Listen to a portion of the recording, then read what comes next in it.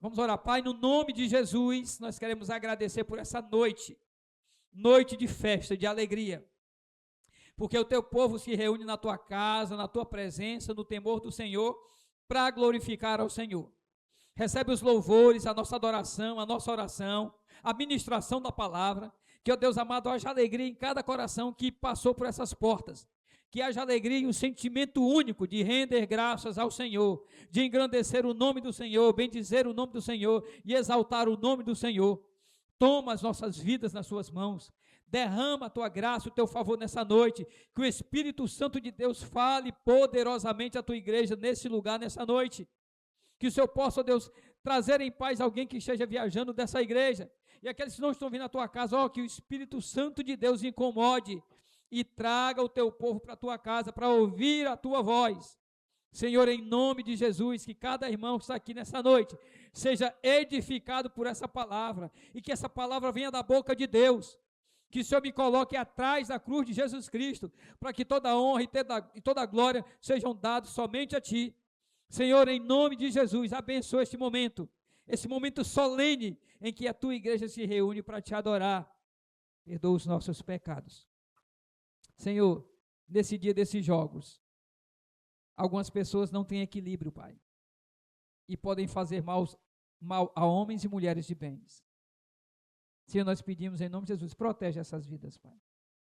Protege a vida de pessoas, ó Deus, que não têm um senso esportivo, que às vezes não tem equilíbrio, porque não tem Deus, e de alguma forma pode prejudicar alguém. Senhor, guarda todas as pessoas, Pai. Protege, Pai, em nome de Jesus, Pai. A nossa alegria está em Ti, Pai. A nossa força está em Ti, Pai. Nós confiamos em Ti e dependemos de Ti, Pai. Em nome de Jesus, nós oramos agradecidos. No nome de Jesus, amém. Boa noite, igreja. A paz do nosso Senhor Jesus Cristo. Amém. Que a gente possa não ser somente ouvinte, mas praticante da palavra do Senhor. Amém. Vamos abrir as nossas Bíblias em Salmo 99. Eu leio os versículos ímpares, os irmãos, os pares, tá? A santidade de Deus. Diz assim a palavra do Senhor: reina o Senhor, tremam os povos. Ele está entronizado acima dos querubins, abale-se a terra. Senhor é grande em Sião e sobremodo elevado acima de todos os povos. Celebrem eles o teu nome, grande e tremendo, porque ele é santo. És Senhor poderoso que ama a justiça, tu firmas a equidade, executas o juízo e a justiça em Jacó. Exaltai o Senhor, nosso Deus, e prostrai-vos até o escabelo de seus pés, porque ele é santo. Moisés e Arão entre seus sacerdotes, e Samuel entre os que invocam o nome, clamavam ao Senhor, e eles ouviam. Falava-lhes na coluna de nuvens, eles guardavam os seus mandamentos, e a lei lhes tinha dado. Tu lhes respondeste, ó Senhor, nosso Deus, foste para eles Deus perdoador, ainda que tomando vingança dos seus reis. Todos, exaltai ao Senhor, nosso Deus, prostrai-vos ante o seu santo monte, porque santo é o Senhor, nosso Deus. Amém. Oremos. Senhor Deus, Pai, de infinita misericórdia e bondade com teu povo. E aqui estamos, teu povo, reunidos em teu nome. Se eu possa abençoar cada um aqui com a tua graça, com a tua misericórdia, com o teu prover. Pedimos isso a ti, Senhor. Pedimos perdão pelos nossos pecados, porque nós somos pecadores, mas tua graça nos alcançou. Pedimos a tua misericórdia para com cada um, Pai. Te agradecemos por levantar, pelo deitar, pelo pão de cada dia que o Senhor tem nos dado. O sustento, Senhor, dando a esperança da vida eterna. Só ouvimos a palavra da vida eterna através de Ti. Pedimos a tua mão santa, que Tu possa nos prosperar, não como o mundo vem querer, mas como Tu queres para nós, Pai. Pedimos isso em nome de Jesus. seja conosco nesse culto, recebe nossa adoração, nosso louvor somente a Ti, porque o Senhor é o único que é digno de toda a honra, toda a glória. Pedimos assim, em nome de Jesus. Amém. Vamos abrir as nossas Bíblias no livro de Provérbios. Vamos capítulo 3, abrir as nossas Bíblias no livro de Provérbios, versículos 9 e 10. Provérbios, capítulo 3, versículos 9 e 10. Provérbios, capítulo 3, versículos 9 e 10. Assim como o pastor e o presbítero Ademar falaram, né? Estamos hoje, assim como o pastor, felizes, né, pela presença da irmã Ivonete. Falaram, aqui, né? Estamos hoje voltando, né, aqui à nossa casa. Estava conversando ali com ela e ela disse: está voltando 20 domingos sem vir. Nossa casa. Estava conversando ali com ela e ela disse que Deus possa abençoar. 20 domingos sem vir. 20 domingos. Que Deus possa presença é percebida por todos, Ivonete. Eu cheguei e não a vi, e quem me falou foi o André. O André disse: olha, papai, você viu que a Ivonete veio hoje? Então, Deus abençoe, estamos realmente felizes pela sua presença. O irmão Antônio também está voltando, o pastor Ivan, seja bem-vindo, Deus possa abençoá-lo cada vez mais. Vamos fazer essa leitura em Provérbios, capítulo 3, versículos 9 e 10, tá?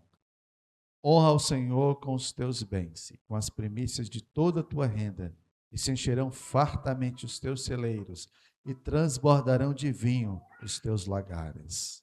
Amém.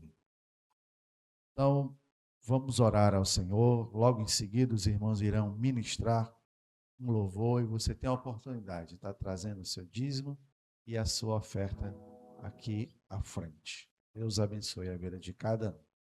Pai, em nome de Jesus, te agradecemos pela bênção derramada sobre a vida de cada um. Te agradecemos pelo retorno da irmã Ivonete, te agradecemos pelo retorno do irmão Antônio, te agradecemos pela presença do pastor Ivan, te agradecemos pela presença que cada um aqui está, que veio até aqui, ó Pai.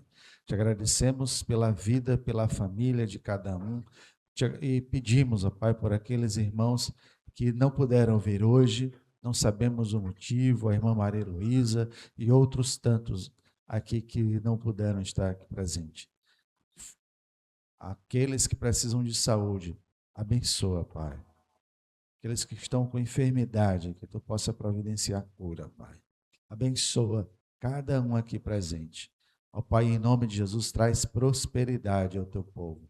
Dá disponibilidade do Teu povo em dizimar e ofertar. E abençoa essa igreja, sua liderança, este conselho, tesoureiro, presbítero Ademar, todos que fazem parte a estar administrando corretamente e adequadamente esse dinheiro aqui depositado. Abençoe em nome de Jesus. Amém, Pai. Amém. Tens liberdade aqui, Espírito de Deus, Espírito de Deus. Tens liberdade aqui, Espírito Santo, Espírito Santo. Tens liberdade aqui, Espírito de Deus, Espírito de Deus. Tens liberdade aqui, Espírito Santo, Espírito Santo. A igreja canta e diz: eu sou tua casa, tua morada, eu sou teu lar. Mude as coisas de lugar, eu sou tua casa, tua morada, eu sou teu lar. Mude as coisas de lugar.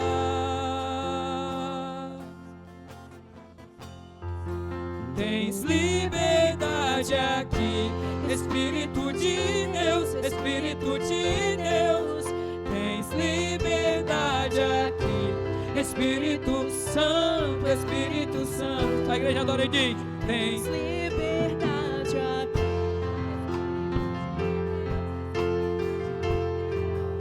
Tens liberdade aqui, Espírito Santo, Espírito Santo.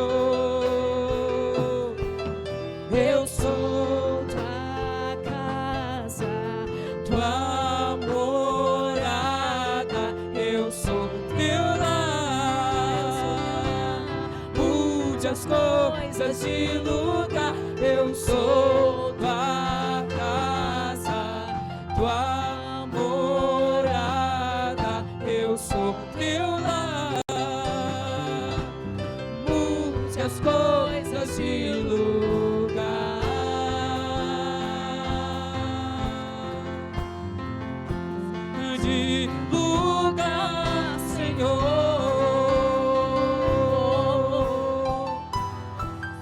teu perdão é completo, o teu perdão é completo. Ele sara minha alma, ele sara minha alma.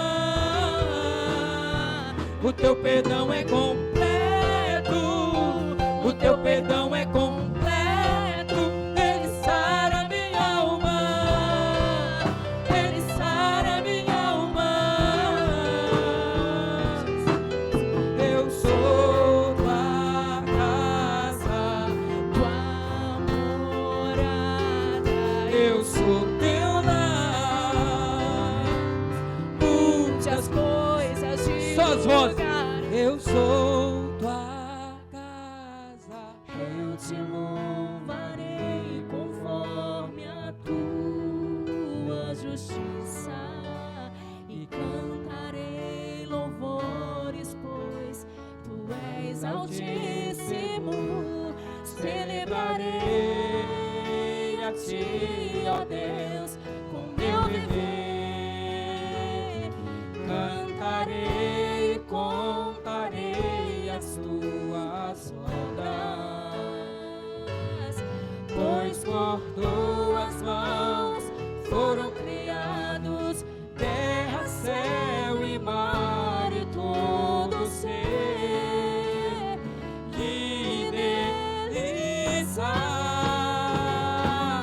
Toda a terra celebra-te com cânticos de júbilo, pois tu és o Deus Criador.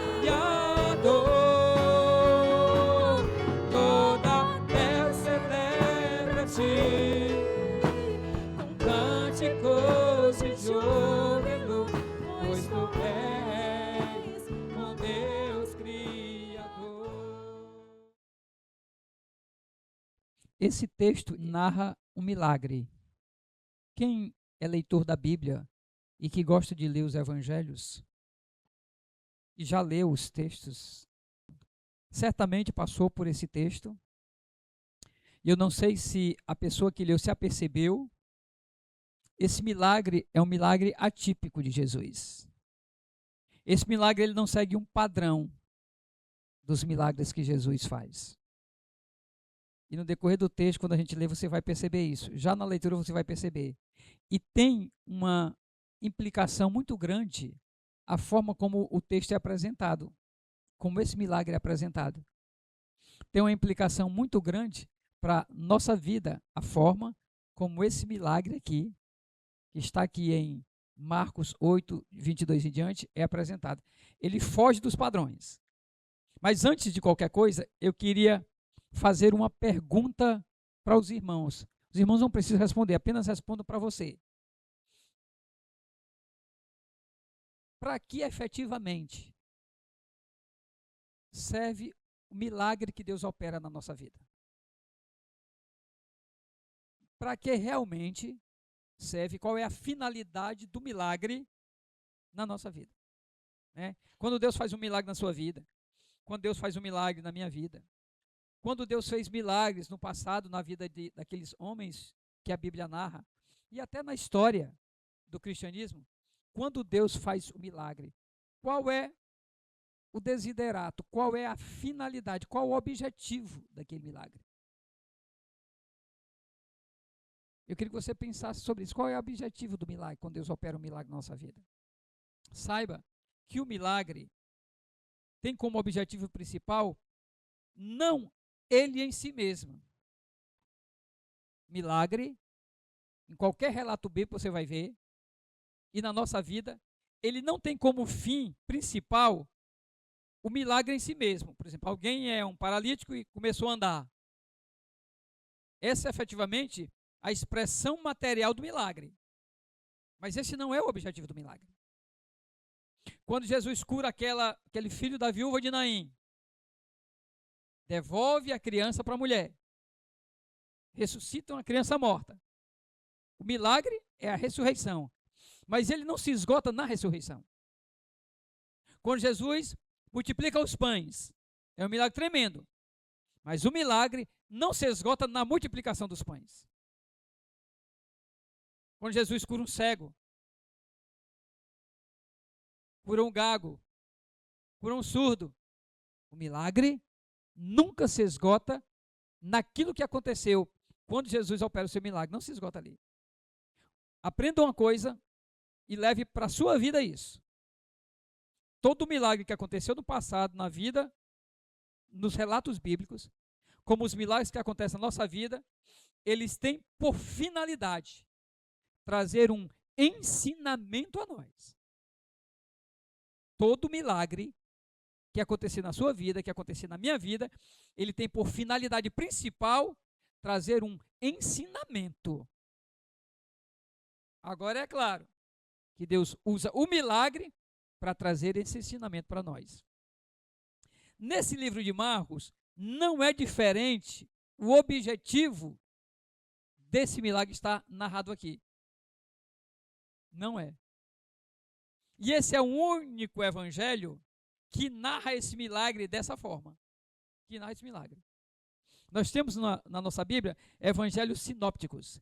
Quem estuda a Bíblia vai entender e sabe o que eu estou falando. O que são os evangelhos sinópticos? São narrativas bíblicas que estão presentes em mais de um texto bíblico. Por exemplo, nos evangelhos tem a multiplicação dos pães. Tem em mais de um evangelho. A narrativa é sinóptica, ou seja, é uma narrativa repetida. Mas a cura desse cego aqui só tem em Marcos. Não tem nos outros evangelhos. Essa narrativa aqui só está presente em Marcos, colocou aí? Em Marcos, capítulo de número 8. Deixa eu abrir aqui a minha Bíblia, que deu um voo aqui. Em Marcos 8, versículo de número 22. Aí como é que o senhor sabe disso? Você pode saber disso na sua Bíblia bem facilmente. Quando você vê o texto, Marcos 8, 22, na sua Bíblia, se estiver aí, ela tem um título, A Cura de um Cego em Betsaida. Não sei se na sua Bíblia também está assim. Se houvesse essa narrativa em outro lugar, abaixo do título teria os textos bíblicos que narrariam a mesma história. Por exemplo, ó, seguido disso tem a confissão de Pedro, Marcos 27. Você está vendo? 8, 27, a confissão de Pedro. Está vendo aí na sua Bíblia? Embaixo tem Mateus 16, 13 a 20 e Lucas 9, 18 a 21. O que aqui está me dizendo? Que essa narrativa tem em Mateus e ela também tem em Lucas. Não exatamente igual, mas que está nesses textos. Esses são os evangelhos sinópticos, narrativas do mesmo acontecimento em textos diferentes. Nesse caso aqui, só tem em Marcos. Tanto é que na sua Bíblia, como na minha, embaixo não tem outra referência. Dizendo para mim o quê? Que essa narrativa aqui, dessa cura, só está em Marcos. A pergunta é, por que está só em Marcos? E por que os outros não narraram essa cura? Será que eles não julgaram importante? Talvez não isso. Talvez não. Mas eu entendo que, vendo o livro de Marcos, se você ler o livro de Marcos, você vai entender isso. Nos textos anteriores, está ocorrendo uma ligação de fatos. Está ocorrendo uma ligação de acontecimentos que vai findar com o propósito de Deus nas narrativas mais à frente. E eu acrescento, nesse texto, ele vai findar em Marcos 27, 30. Ele começa muito antes. Não começa aqui em Marcos 8, 22. O texto para nós, a nossa narrativa vai ser essa. Mas o que Jesus quer ensinar, esse ensinamento não começa aqui. Ele começa antes, desde o milagre da multiplicação dos pães. E ele vai findar lá na confissão de Pedro, que está aqui no Marcos 8, 27. Mas eu quero falar para vocês isso. Tá bom? Essa narrativa, ela tem essa dinâmica, né? Esse negócio interessante, né?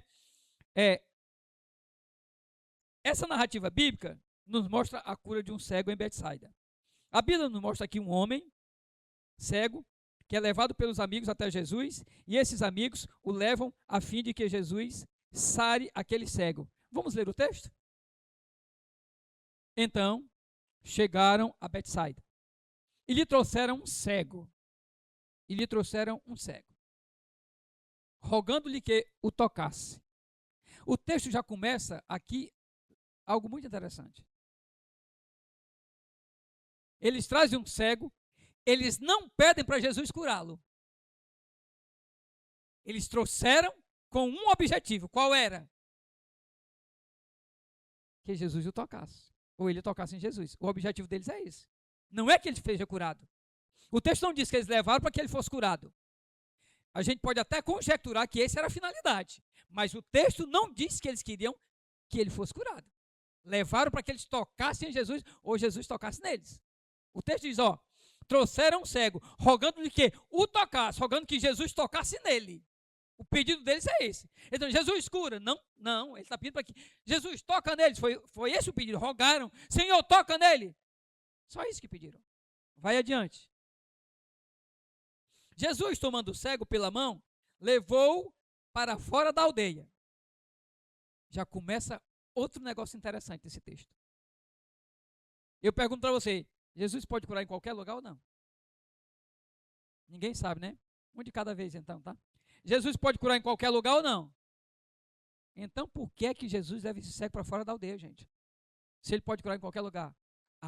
Porque há um objetivo nesse milagre. Há um propósito nesse milagre. Há um ensinamento de Jesus nesse milagre. Que o milagre não aconteça aqui. Volta ao versículo 22. Então chegaram a Betsaida e lhe trouxeram um cego, rogando-lhe que eu tocasse. No versículo aqui, o texto está falando aqui como se fosse alguns amigos. Eu não sei outra versão que fala, mas é como se fosse alguns amigos. Levaram ele. Aí eu quero fazer uma pergunta para você. Para onde os seus amigos ou aqueles que são da sua convivência estão lhe levando? Para onde os seus amigos ou aqueles que se dizem amigos ou aqueles que são da sua convivência estão levando você? Para onde?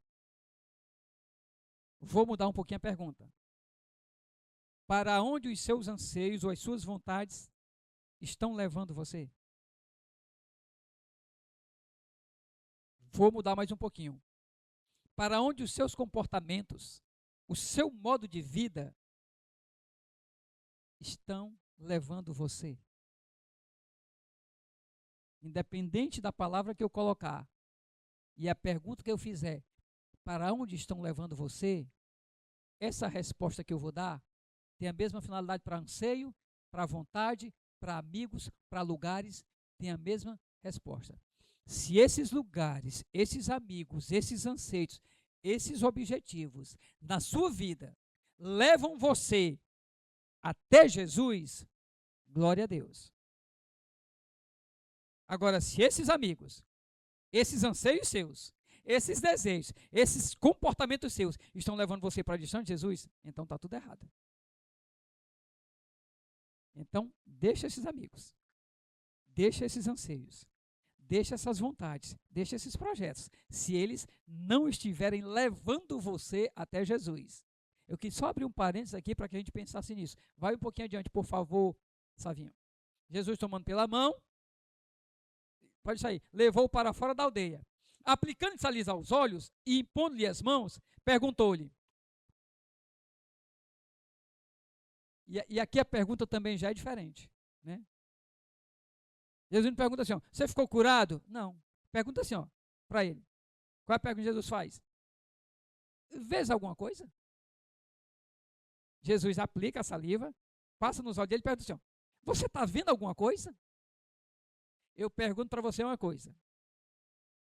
Jesus precisava perguntar a ele se ele estava vendo alguma coisa? Jesus tinha necessidade de perguntar para ele se ele estava vendo alguma coisa? Jesus pergunta, mas eu pergunto, Jesus tinha necessidade? Ele não sabia o que ele estava vendo? Certamente que sabia, mas vamos lá. Vês alguma coisa? Vai adiante. Olha, essa resposta é fantástica. Este, recobrando a vista, respondeu, vejo os homens.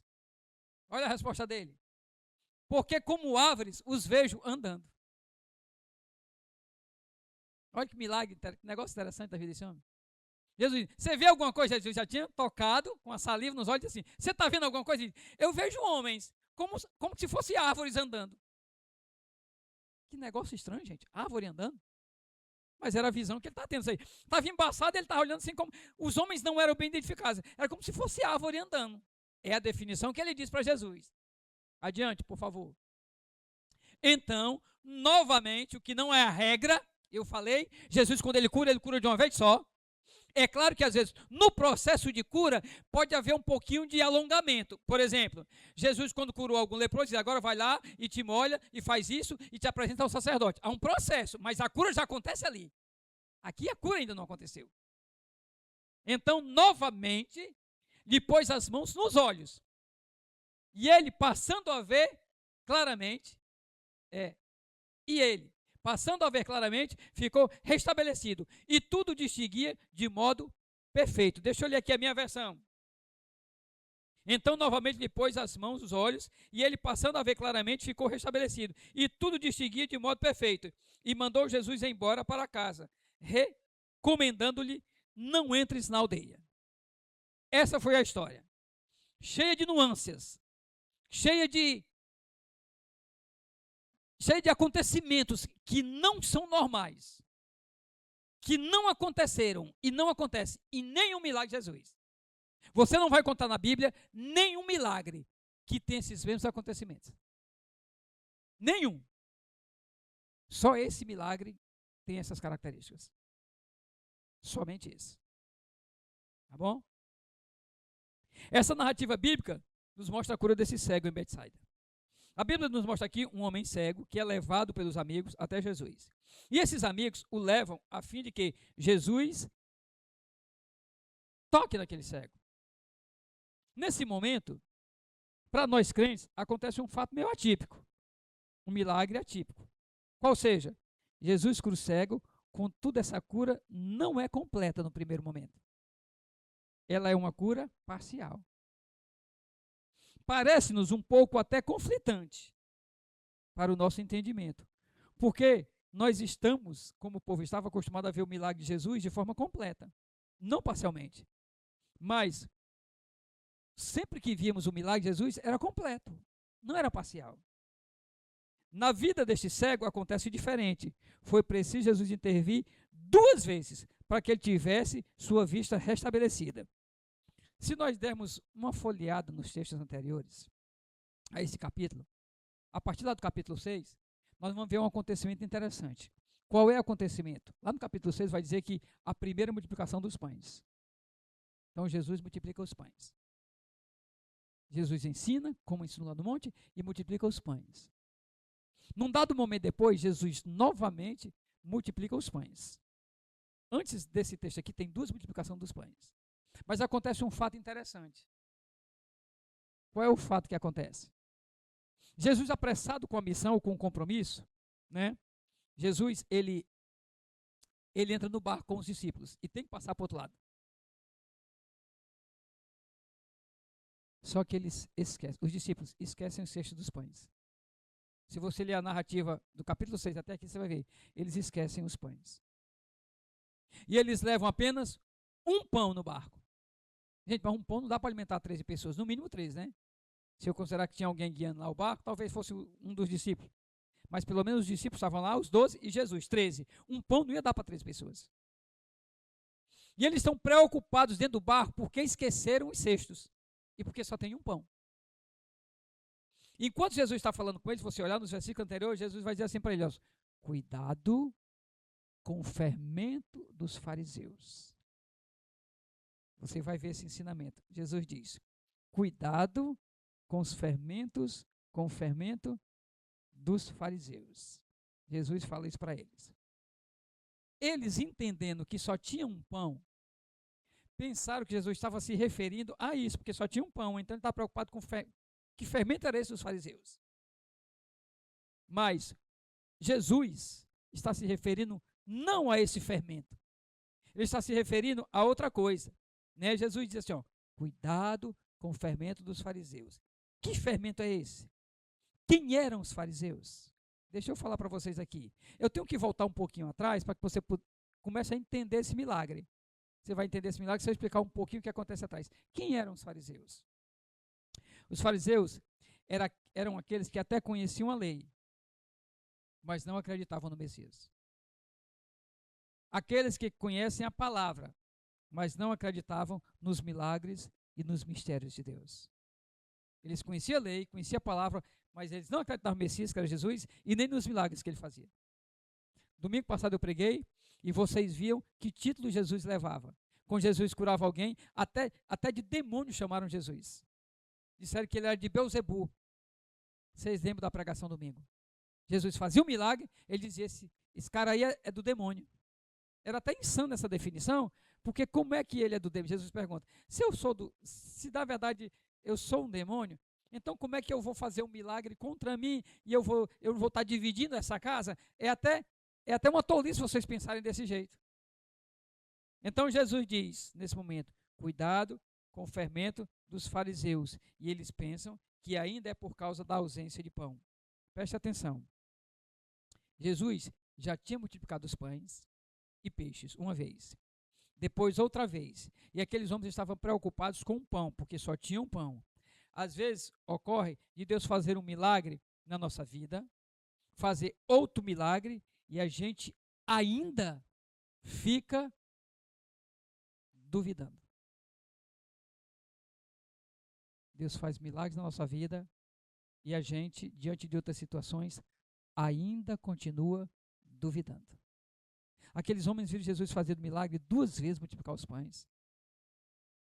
Eles não tinham por que ficar preocupados, porque só tinham pão. Eles não tinham por quê, mas ficaram. Mas sabe por que eles ficaram preocupados? Isso era evidência, sabe de quê? De incredulidade. O que é o fermento dos fariseus? A incredulidade. Eles não acreditavam que Jesus era o Messias. Eles não acreditavam nos milagres de Jesus. Eles sempre procuravam justificativa. Eles conheciam a Bíblia, conheciam a palavra de Deus, aquilo que eles tinham da época. E eles não acreditavam nos milagres de Jesus.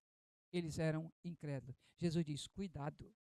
Muito cuidado com esse fermento do fariseu. Muito cuidado com a incredulidade. Deixa eu dizer para vocês uma coisa muito importante. Eu quero dizer para vocês que Satanás, quando ele quer entrar na vida de alguém para impedir um crescimento ou uma maturidade cristã maior, ele pode usar enfermidade, ele pode usar aflições, ele pode usar esse tipo de coisa.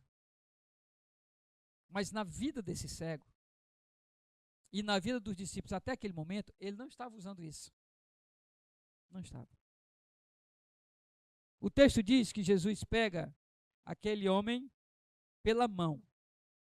E quando Jesus pega aquele homem pela mão, ele vai conduzindo ele. Por que é que o desejo deles era que Jesus tocasse neles?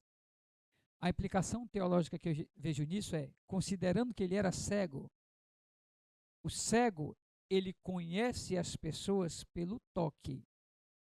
Ele toca para conhecer. E ele fica tão familiarizado com as pessoas que ele vai conhecer a partir do toque. Aquele cego estava numa aldeia, que vocês vão ver depois, não, a casa dele não era lá, mas ele andava e vivia naquela aldeia. Ele estava conformado com aquela condição dele. Talvez ele andava pela aldeia sem precisar de ajuda de ninguém, porque ele já conhecia tudo na aldeia, já sabia andar por lá. Quando ele tocasse no alvo, já sabia, quando ele andasse, ele já conhecia tudo lá naquela aldeia, tudo. Ele talvez já tivesse experiência muito forte de andar naquela aldeia, então ele já conhecia aquilo. Ele conhecia a partir do toque. Quando a Bíblia diz aqui que eles levam para que Jesus tocasse nele, teologicamente, o texto está querendo nos trazer uma mensagem assim, ó. A necessidade do homem primeira, a primeira necessidade do homem é que o homem conheça a Jesus. É a primeira necessidade. A primeira necessidade na vida de qualquer homem, qualquer mulher, não é o milagre.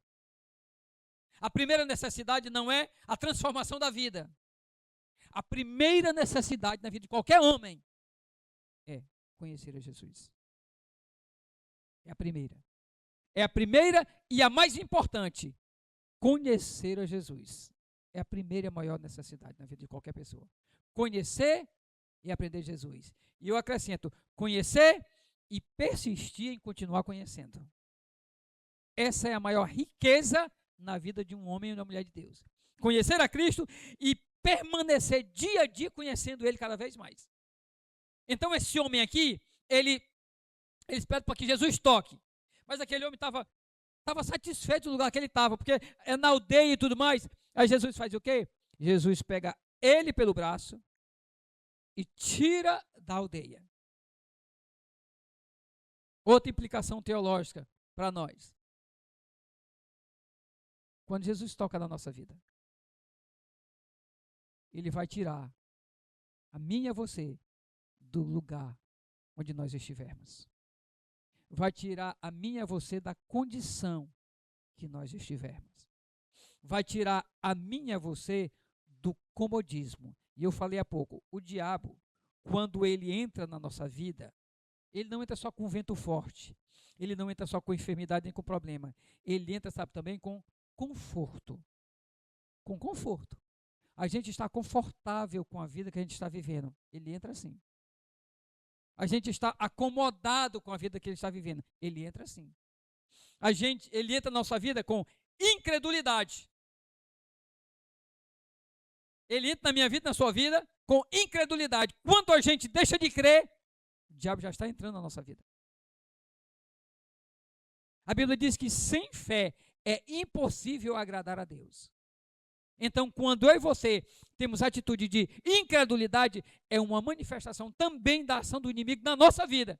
Ele entra na nossa vida como? Semeando incredulidade. Não que ele esteja dentro de nós. Dentro de nós está o Espírito Santo de Deus. Somos crentes. Ele não vai tomar posse de nós, não. Nunca. Não seremos possuídos por ele nunca. Mas ele entra na nossa vida e nos faz ser incrédulos. Não acreditar no Deus que tudo pode, no Deus que tudo faz. Então Jesus pega aquele homem pelo braço, e quando Jesus pega aquele homem pelo braço, ele tira aquele homem daquele lugar, e ao tirar o homem daquele lugar, existe um projeto que eu falei para vocês quando o milagre acontece. Coloca aqui, por favor, Luiz Augusto. Mateus, capítulo 11, versículo de número 20. Mateus, capítulo 11, versículo de número 20. Passou então Jesus a increpar as cidades nas quais ele operara numerosos milagres, pelo fato de não se terem arrependido. Um pouquinho adiante. Ai de ti, Corazim, ai de ti, Betsaida. Presta atenção. Que cidade é essa? Betsaida, que é uma aldeia, onde aquele cego estava. Ai de ti, Betsaida, porque se em Tiro e Sidom tivesse sido operados os milagres que em vós se fizeram, há muito que elas se teriam arrependido com pano de saco e cinza. O que é que ele está dizendo? Venha cá, meu amigo, saia daí, vamos sair daqui, porque a incredulidade opera nessa aldeia, nessa cidade. Vamos sair daqui porque eu não faço mais milagre aqui. Sabe por quê? Porque eles têm um coração duro. O que é que ele diz? Ai de ti, Corazim, ai de ti, Betsaida. Porque se em Tiro e Sidom se tivesse operado os milagres que em vós se fizeram, há muito que eles se teriam arrependido em pano de saco e cinza. O que é que Jesus está dizendo? Quando ele tira aquele homem ali, eu não faço milagre aqui. Por quê? Porque aqui a incredulidade está dominando esse lugar, essa aldeia. Eu não vou fazer milagre aqui. Não é porque ele não possa. Não é porque ele não tem poder, ele tem. Ele diz, eu não vou fazer mais milagre aqui. Por quê? Porque a incredulidade opera aqui. E talvez até na vida daquele homem a incredulidade operasse. Então a primeira coisa que Jesus faz para agir na vida daquele homem é tirar ele de lá. Vamos sair daí. Sai daí. Tira ele daí. Isso é ensino para mim e para você. Sabe por quê? Porque eu já falei aqui, preguei várias vezes falando isso para você. Mas esse texto me faz remontar um texto do passado. Quando Moisés está no meio daquele povo incrédulo, que não crê no poder de Deus, e quando eles estão diante lá dos amalequitas, e vai ter uma batalha muito grande, Moisés está com medo porque o povo é fraco, não sabe lutar, não tem arma, não tem força nenhuma, e aquele povo vai lutar contra os amalequitas como? O que é que Deus disse para Moisés? Primeira coisa, sai do meio desse povo. Esse povo é incrédulo, sai do meio dele. A primeira coisa que Deus faz é tirar Moisés de lá. Leva contigo alguns anciãos.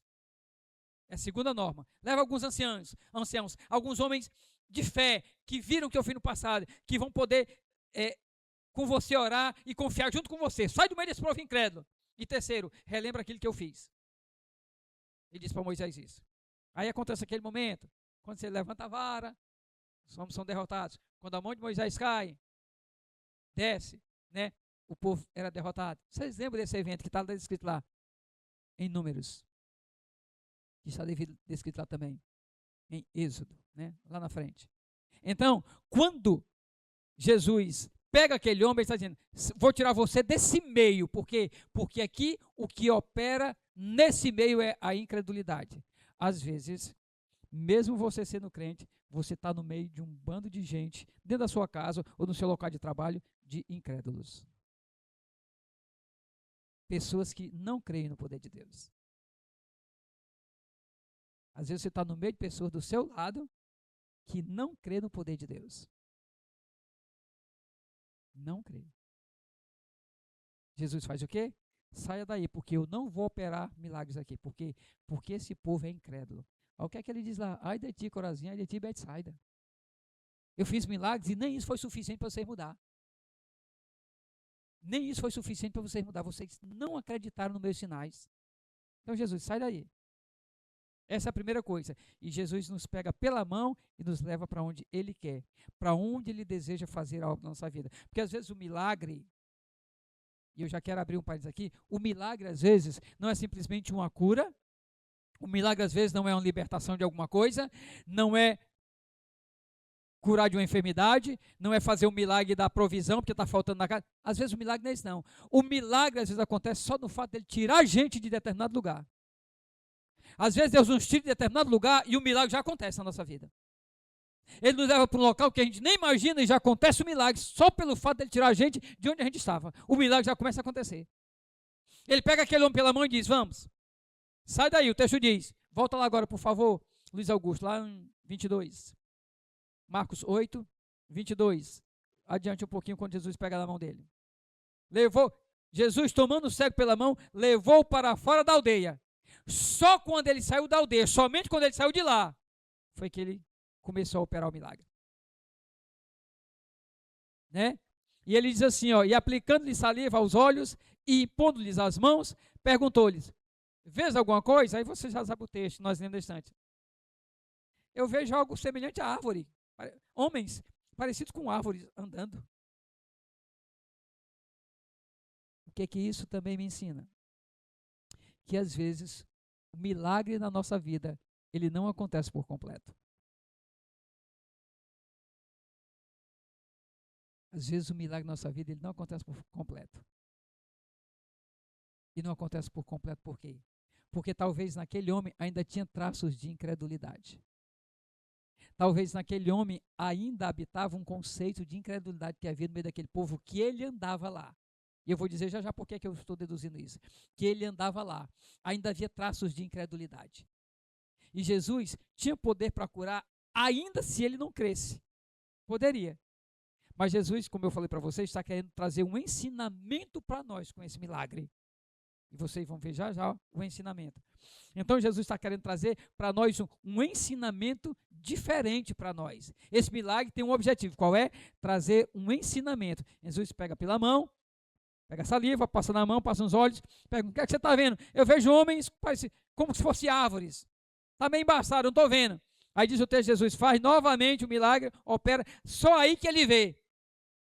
Na nossa vida, às vezes, o milagre é um processo, não é um ato instantâneo. Jesus toca na nossa vida, nos tira de onde a gente está, ou nos tira do que a gente está fazendo, ou do modo de vida que a gente está vivendo, e ele começa a operar o milagre na nossa vida. Mas às vezes dentro de nós ainda habita a incredulidade, por causa de onde a gente foi criado, de como a gente viveu, de tudo que a gente experimentou. Naquele homem parece que ainda havia traços de incredulidade. O texto não fala, eu estou conjecturando. Por quê? Porque o texto diz que Jesus faz o milagre. E depois que Jesus faz o milagre, sabe o que Jesus diz para ele? Vai adiante. Mais um pouquinho. Então, novamente, depois, tá bom. Então, novamente, depois das mãos dos olhos, e ele passou a ver claramente, o milagre aconteceu agora completo. Ficou restabelecido. E tudo distinguido de modo perfeito. Adiante, por favor. E mandou Jesus embora para casa, recomendando-lhe, não entre mais nessa aldeia. Não vá por meio desse povo incrédulo mais. Não ande mais com eles. Não volte mais para lá. Você está curado, mas não volte mais. Não volte. Aquela incredulidade já me saturou. Não volte para lá. Por quê? Porque Jesus sabia que quando ele voltasse lá, eles não iam acreditar ainda no milagre. Eles iam inventar alguma justificativa. Vocês lembram que, dado momento, Jesus curou um cego e os fariseus foram interrogar ao pai daquele cego para saber se ele tinha nascido cego ou se ele não era cego. Você lembra desse evento? Jesus curou um cego. Quando é fé, os fariseus chegam para ele para interrogar para os pais. Esse menino de fato era cego? A pergunta que eles fazem é essa: esse menino era realmente cego? Fruto da incredulidade. Não foi lá em Betsaida, foi em outro momento. Lá quando Jesus cura o cego de Jericó, né? Esse menino era cego de fato? Eles perguntam. Aqui em Betsaida, a incredulidade operava e reinava. Então Betsaida, aqui no texto bíblico, é um local, é uma aldeia. Mas pode ser uma condição de vida que a gente esteja vivendo, onde a gente não vai experimentar os milagres de Deus. Por quê? Porque a gente acaba vivendo como um incrédulo.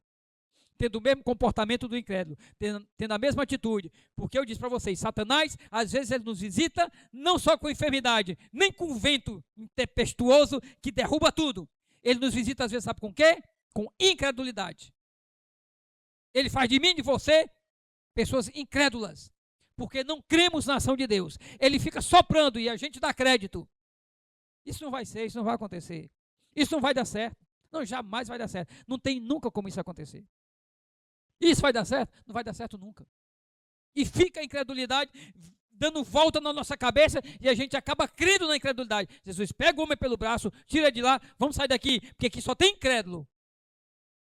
Eu vou levar você para um lugar onde você não está cercado por esse incrédulo. Jesus poderia curar lá no meio da incredulidade? Poderia.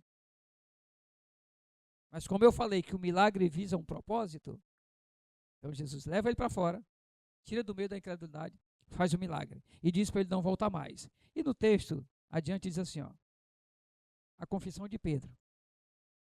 Então Jesus e os seus discípulos partiram para as aldeias de Cesareia e de Filipe.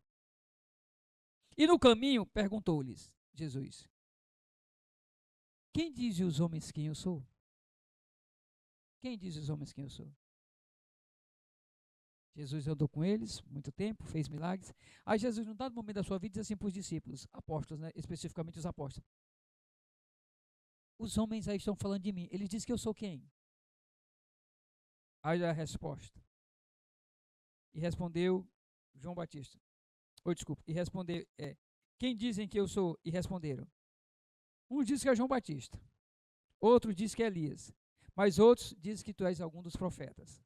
Aí Jesus vem para o cerne do ensino que aconteceu quando ele multiplicou os pães, quando ele multiplicou os pães de novo e quando ele tirou aquele homem para curar e tirou ele da cidade.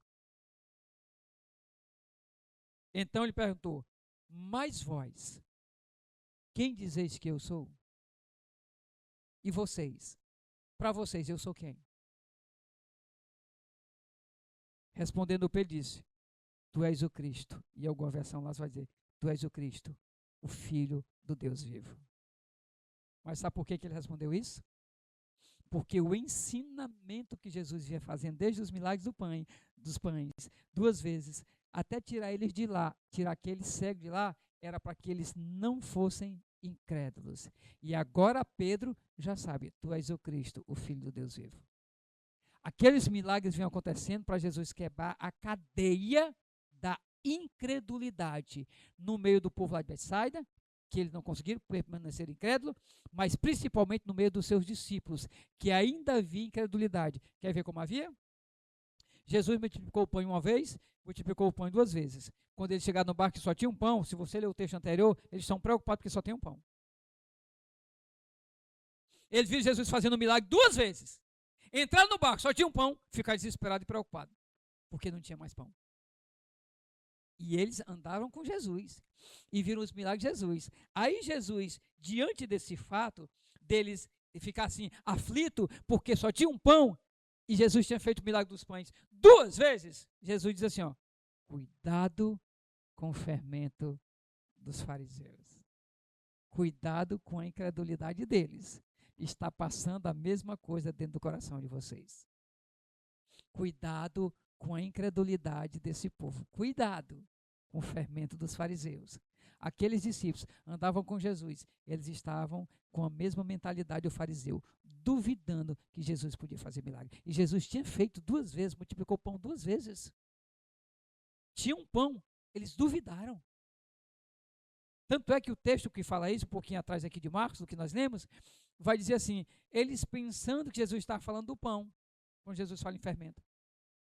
Isso, gente, é falta de discernimento. Não entender o que Deus está falando é falta de discernimento. Porque não tem um discernimento. Porque para a gente é muito cômodo e confortável a gente estar num lugar que para nós é bom. Aquele cego conhecia tudo na aldeia. Pode acreditar que talvez ele andava sem precisar de nada, nem de varinha. Por quê? Porque ele já conhecia o espaço. Então Jesus tira ele desse conforto que ele tem. Desse comodismo até de acreditar e confiar como aqueles homens confiam. Talvez ele era até ajudado por aqueles homens de lá. Talvez fosse. Porque eles eram incrédulos, talvez estava até ajudando eles. E ele estava satisfeito com aquela condição. Mas Jesus diz, não, vamos sair daqui. E Jesus depois que cura. Porque essa cura em 2 estágios me ensina que na nossa vida, às vezes o milagre só se opera não imediatamente, às vezes é no decorrer da nossa caminhada com Cristo que o milagre opera. Jesus pega pela mão, vai lá, passa a saliva e ainda não é curado. Só depois. Não é que Jesus não tivesse poder, ele poderia ter curado lá em Betsaida mesmo. Não precisava sair da aldeia, não, ele tinha poder para curar. Não precisava fazer 2 vezes a saliva, não. Bastava uma. Nenhuma, se ele não quisesse fazer, ainda era curado. Mas por que ele quer tirar de lá e por que ele quer fazer 2 vezes? Para nos mostrar que o milagre é um processo na nossa vida. Para nos mostrar que a incredulidade é uma barreira para a ação de Deus. A Bíblia diz, sem fé é impossível agradar a Deus. Se eu não tenho fé, como é que eu vou agradar a Deus? A Bíblia diz, sem fé é impossível agradar a Deus. Aí às vezes nós mesmos não temos fé e exigimos um milagre na nossa vida, que Deus resolva as nossas aflições, as nossas lutas. Nem nós estamos crendo. Nem nós cremos. A gente às vezes ora pelos outros, mas na nossa vida a gente não crê. A gente ora às vezes por alguém para que Deus cure, mas quando é na nossa vida a gente não ora, porque a gente nem crê. A gente pede a oração, porque a gente não crê. Jesus tira aquele homem do meio da incredulidade e diz, não volte mais para lá. O ensino hoje para você é, amigos que você deve procurar são aqueles que levam você até Jesus. Esses eram amigos. Levaram ele até Jesus para que ele tocasse em Jesus. Mas às vezes nós estamos aqui nessa noite, temos alguns amigos do trabalho, ou da faculdade, ou da sala de aula, que nos levam para lugares diferentes. Lugares que não nos aproximam de Deus. Ao contrário, lugares que nos afastam de Deus. Nos levam para lugares que nos distanciam de Deus. Lugar que não nos aproximam de Deus. Onde Deus não vai tocar. E o fantástico disso, que eu acho, é que eles não pedem para Jesus curar. Eles querem só que Jesus toque nele. Dando a ideia para mim e para você que o importante da nossa vida é que Deus esteja tocando na nossa vida. Deus esteja tocando em nós. O milagre é só uma consequência de andarmos com Deus, dele nos guiar pela mão, dele nos tirar do lugar errado de incredulidade. O milagre é só o resultado. O milagre não é a coisa mais importante. O mais importante é essa caminhada com Cristo. O mais importante é entender qual é o objetivo do milagre. O mais importante é entender por que aquele milagre aconteceu. Porque se aconteceu algum milagre na sua vida ou na minha vida, mas efetivamente esse milagre não trouxe nenhum ensinamento para mim, ele não teve serventia nenhuma. Se o milagre que aconteceu na minha vida ou aconteceu na sua vida não te ensinou nada, ele não teve serventia nenhuma. Porque o milagre em si mesmo, ele não é exatamente o objetivo de Deus. O objetivo de Deus é fazer o que é maior na nossa vida. O milagre é só o meio para que ele nos ensine. O milagre é só o instrumento, a forma como ele vai nos ensinar. Mas a coisa mais importante da nossa vida não é o milagre, é o que Deus quer nos ensinar. Aí Pedro, diante de tudo que acontece, diante daquilo que ele viu Jesus fazendo, diante daquilo que Jesus operou, e Pedro, e eu sou quem? Estão dizendo por aí que eu sou quem? Isso. E para vocês eu sou quem? Tu és o Cristo, o Filho do Deus vivo. E quem revela isso? O Espírito Santo de Deus. Porque Jesus disse para ele: Pedro, muito bem dissestes. Porque quem te revelou isso não foi a carne nem o sangue, não foi um homem, mas foi o Espírito do meu Pai quem te revelou isso. Quem revelou que eu sou o Filho de Deus não foi o homem, mas foi o Espírito de Deus que revelou quem eu sou. Bem disseste, Simão Barjona, porque quem tu revelou isso não foi a carne e o sangue, mas foi o Espírito do meu Pai que revelou isso para você. Mas ele só passou a crer nisso por quê? Porque os milagres que foram acontecendo foram produzindo nos discípulos um ensinamento. E você? Você tem aprendido o quê com as coisas que Deus faz na sua vida? Com os livramentos que Deus opera na sua vida, o que é que você tem aprendido? Com os milagres que Deus opera dia a dia na sua vida, na sua casa, na sua família, o que é que você tem aprendido? Se efetivamente você não aprendeu nada com esse milagre, então esse milagre não teve nenhum sentido para a sua vida.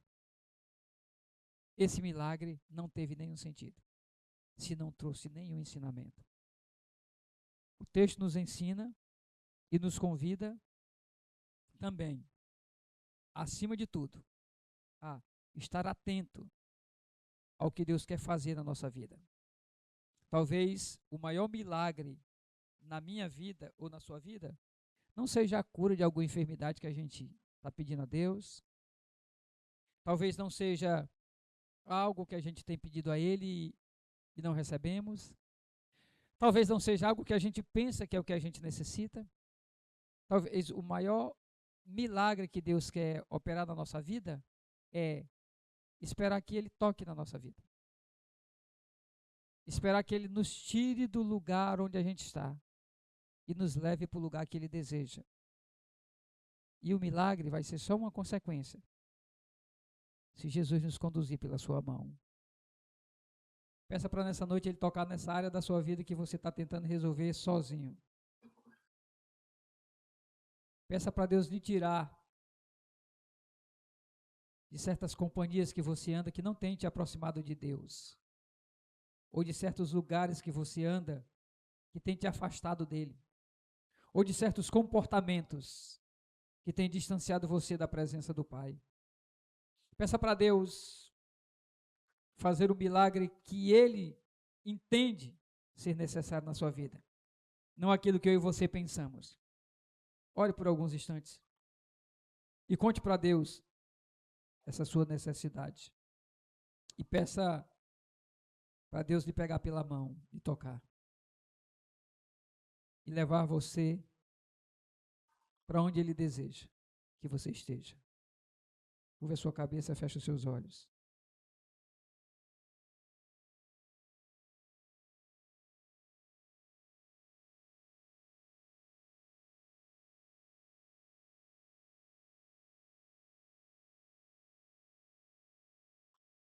Pai, em nome de Jesus Cristo,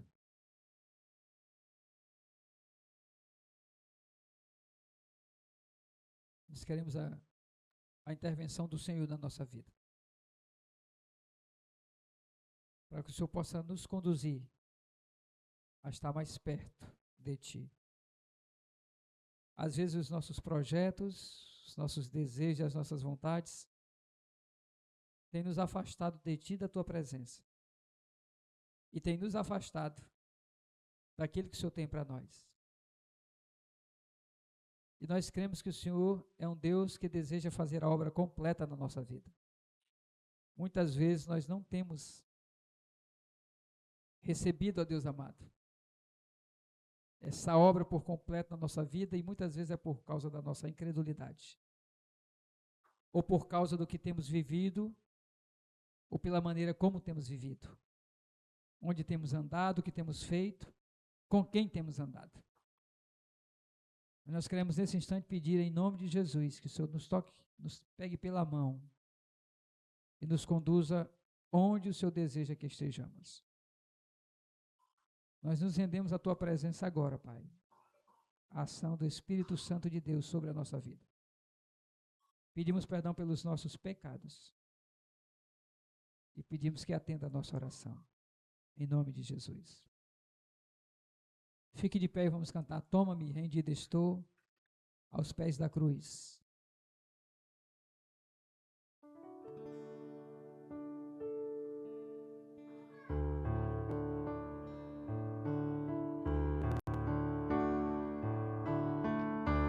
Toma-me, rendido estou aos pés da cruz, e encontrei o que tenho, te entrego a Deus.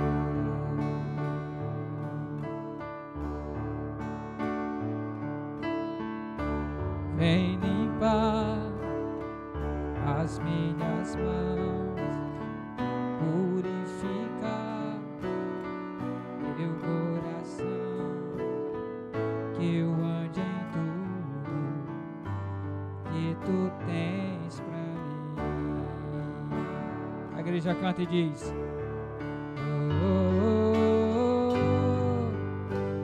eis-me aqui, rendido estou.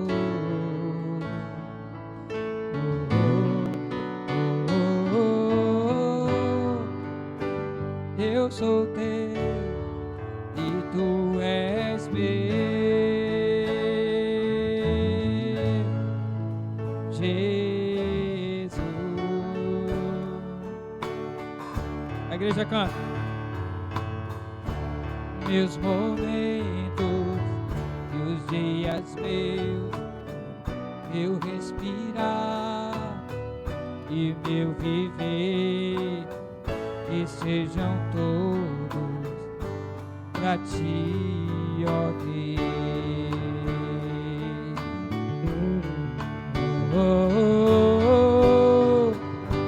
Eis-me aqui, rendido estou.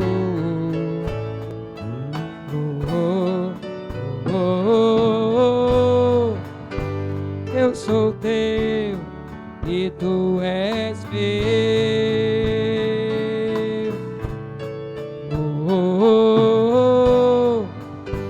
Eis-me aqui, rendido estou.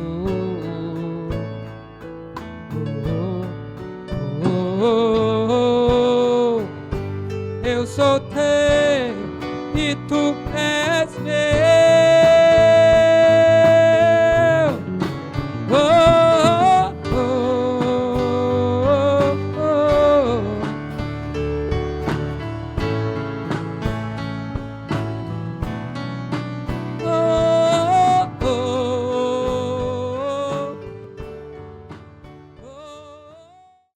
Pai, no nome de Jesus, pedimos que o Senhor abençoe o teu povo aqui reunido e dê a cada um de nós uma semana cheia da presença do Senhor. No meio da aflição, se vier, no meio das lutas que surgirem, no meio das batalhas, no meio das adversidades e dos percalços, Senhor, nos sustenta com a tua poderosa mão e nos fortalece, de maneira que possamos enfrentá-las no temor do Senhor, confiando no Senhor e dependendo única e exclusivamente do Senhor. Senhor, em nome de Jesus, que o nosso coração esteja, ó Deus amado, firmado em Cristo Jesus, e que a tua palavra no nosso coração possa todo dia se tornar uma palavra, ó Deus, vivida e praticada, para a glória de Deus. Dá a todos que estão aqui, Pai amado, todos, uma semana cheia de paz, cheia da presença do Senhor. Que o Senhor nos leve em segurança para os nossos lares. Assim oramos no nome de Jesus. Amém. Receba a bênção. Que a graça do nosso Senhor e Salvador Jesus Cristo, o amor infinito de Deus, o nosso eterno Pai, a comunhão e as consolações do Espírito Santo de Deus seja sobre essa igreja, sobre os que nos visitam, seja sobre todo o povo de Deus, e seja desde agora e para todo sempre. A igreja diz: Amém.